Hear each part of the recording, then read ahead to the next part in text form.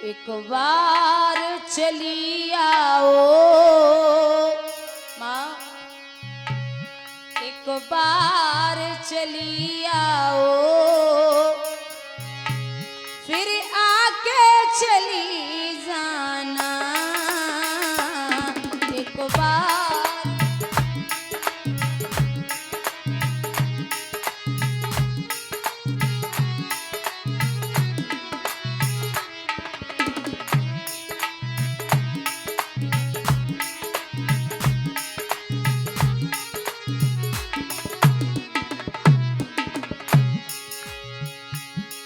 एक बार चली आओ, फिर आके चली जाना।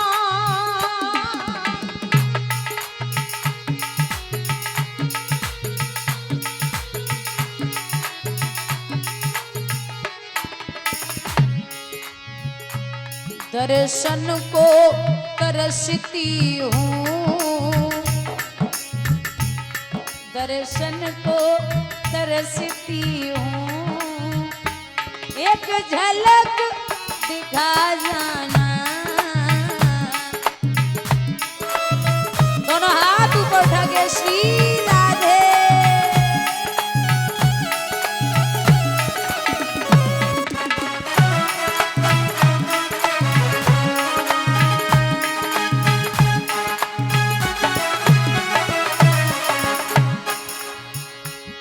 तुम सा ना मिला कोई, ना प्यार रहा बाकी।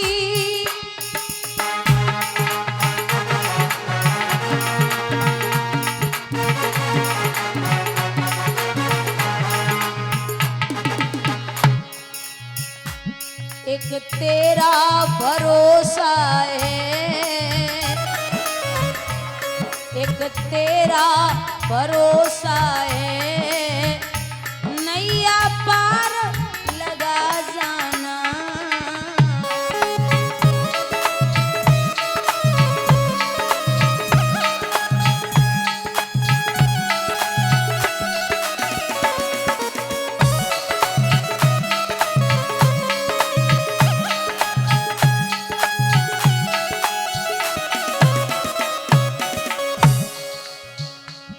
एक बार चली आओ,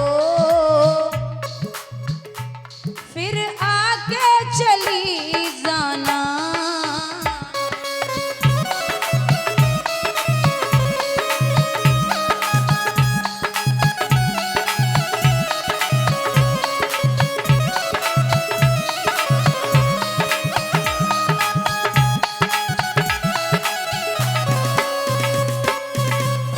बोलिए गोविंद भगवान की, बोलिए सतगुरुदेव भगवान की, श्री संत समाज की, श्रीमद् भागवत महापुराण की।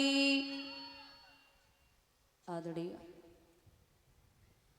समक्ष श्रोता बंधु, आदर के बुजुर्गों, प्यार करने को बच्चों, सीता अनुसुईया और सावित्री जैसी हमारी मात शक्ति, दूर दूर से आए हुए हमारे आगंतुक मान भाव, कथा पांडाल में बैठी हुई पवित्र आत्माएं, अर्चनी पूजनी बंदनी हमारे सतगुरुदेव भगवान एवं इस पावन भूमि को पवित्र करने वाले हमारे भगवान स्वरूप संतगण, आज इस पावन ग्राम में, पावन धरती पर प्रभु की वांगमयी मूर्ति श्रीमद् भागवत कथा का चतुर्थ दिवस है, चौथा दिन है। भगवान की चर्चाएं सुनते हुए आ रहे हो। अभी हमारे सम्माननीय भ्राता जी बड़ी पावन चर्चा श्रवण करा रहे थे।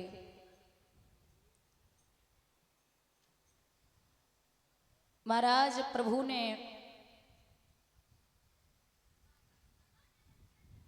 जो श्री व्यास भगवान ने लेखन किया है,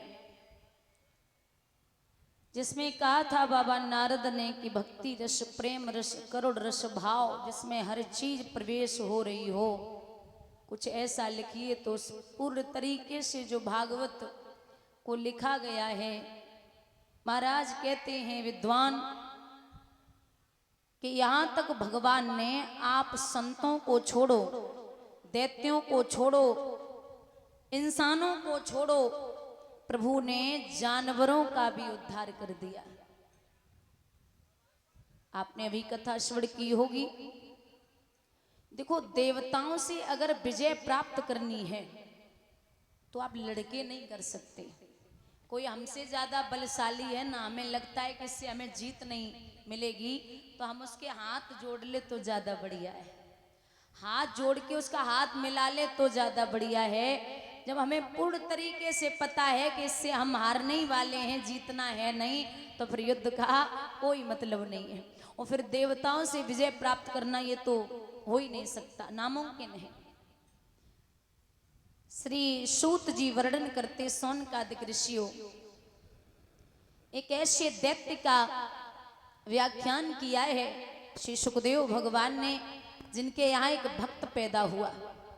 लोग कह देते हैं कि अगर बेटा पैदा हो तो बाप पे जाता है और बिटिया पैदा हो तो माँ पे जाती है। ऐसा बिल्कुल भी नहीं है। चाहे बेटा हो और चाहे बेटी हो, सबसे ज्यादा असर माँ का पड़ता है। माँ का असर न पड़ता तो विश्व सर्वा ब्राह्मण के यहाँ राक्षस रावण पैदा नहीं होता। माँ का असर न पड़ता तो हिरण्याकश्यप राक्षस के यहाँ भक्त प्रहलाद पैदा नहीं होता। सबसे ज्यादा असर बच्चों पर या बेटियों पर माँ का ही पड़ता है। जैसे बोलेगी, जैसे खाएगी, जैसे बैठेगी, जो चाल चलन उसके रहेंगे, बालक या बालिका वैसा ही पैदा होता है। आपको क्या लगता है कि जो कंस था ये उपद्रवी कैसे हो गया? कहते हैं कि दुर्मिलिक नामक राक्षस के अंश से पैदा था।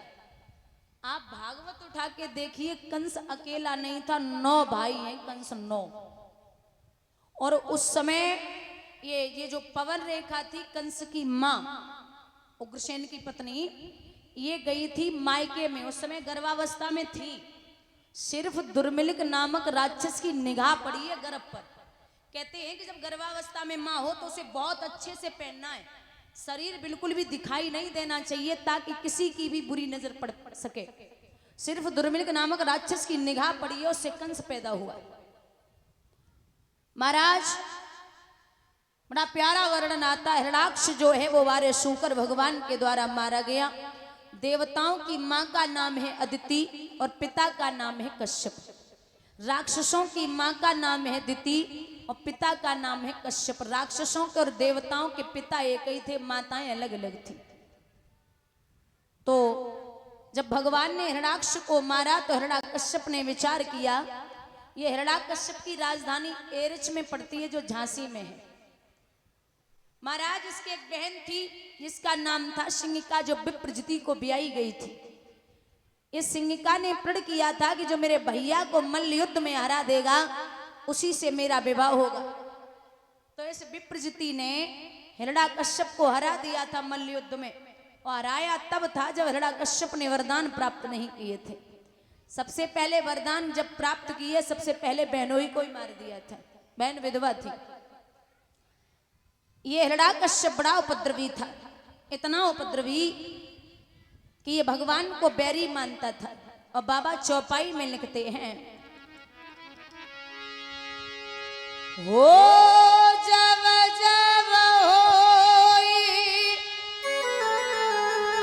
धर्म की हानि, बाड़े असुर अधम अभिमानी।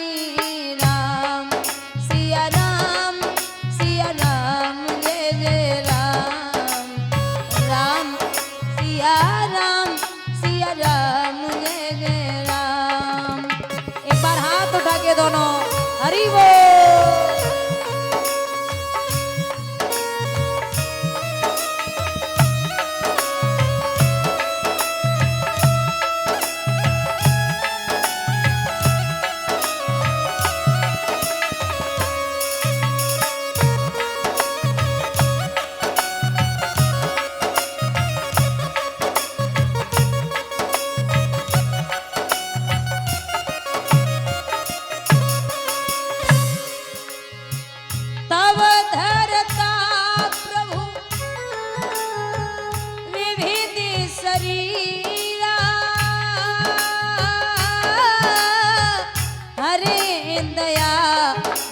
सजन पीरा राम सिया राम जय जय राम राम।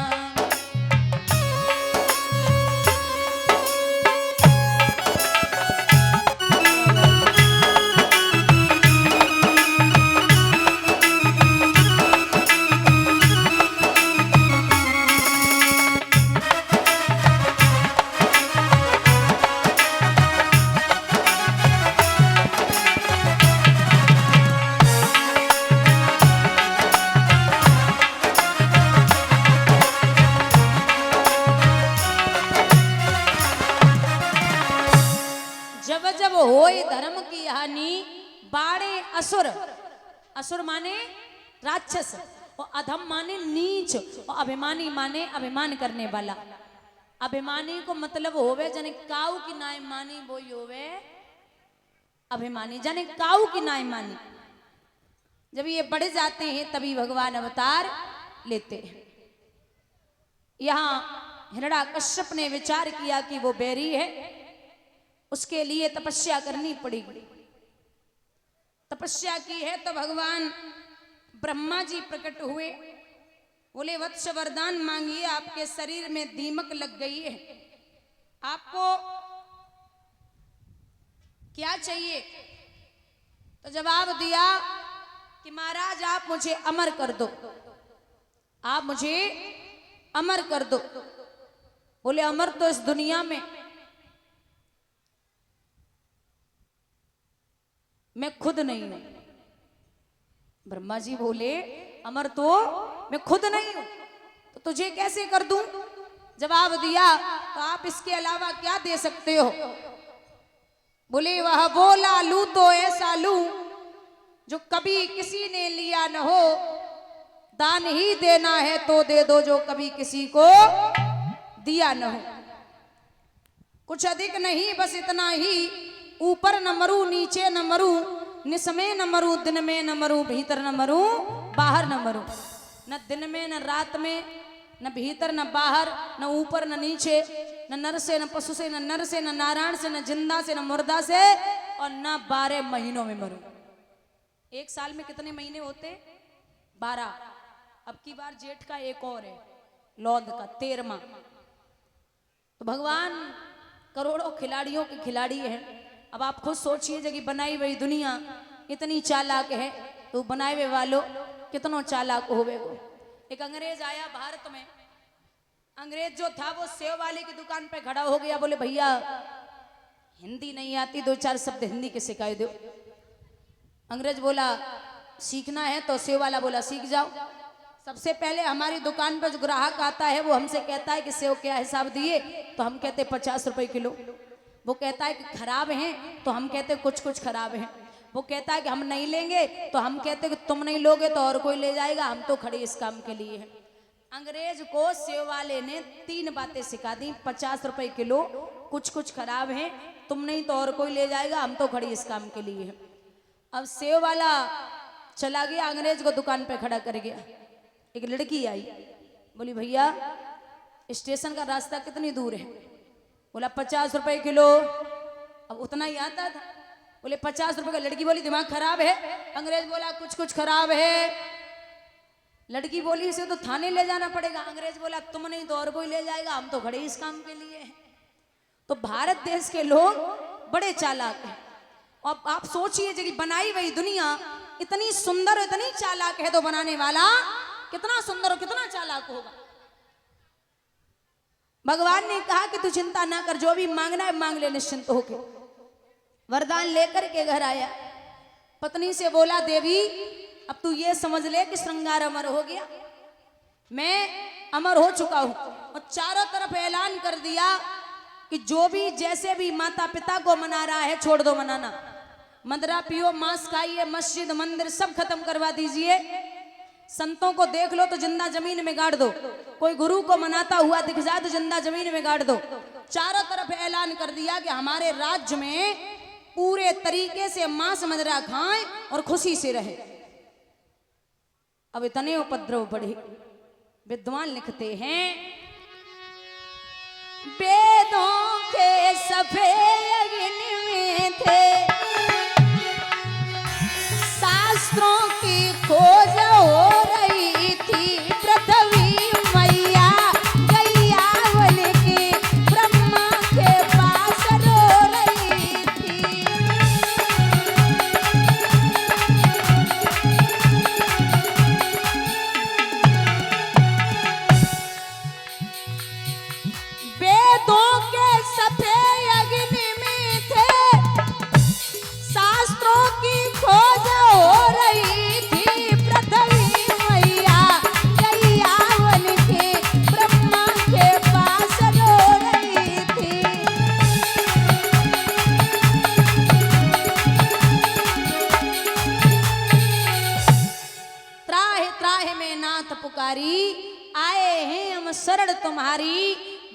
उपाय करो तुम जाई, नहीं तो जाए रसातल भाई। जवाब दिया कि मैं रसातल में चली जाऊंगी, प्रभु कुछ करिए। भगवान ने कहा चिंता ना करो, दोबारा फिर आएगा।